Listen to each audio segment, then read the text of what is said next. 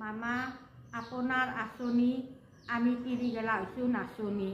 আপোনাৰ আঁচনিত আমি নাচিহে আছোঁ, কিন্তু এটা চিন্তা হৈছে, ভয় লাগি আছে। ৰন্ধন গেছৰ দেখোন এটা চিলিণ্ডাৰৰ দাম ৩,০০০ টকা হৈছে। যদি ৯,০০০ টকা ৩,০০০ টকাৰ গেছটো কিনিব লাগে, হাতত থাকিল ৬,০০০ টকা। ৬,০০০ টকাটো পাচলি কিনিম না বাৰু? আপুনি 5 কেজি চাউল পাইছোঁ, 1 কেজি দালি পাইছোঁ, 1 কেজি চেনি পাইছোঁ, সেনেকৈ চল। মিঠাতেল নালাগে, পানীৰে লাগে, তেল মাৰিম দালিত, সেনেকৈ বাৰু খাম চাউলখিনি যিহেতু পাইছোঁ।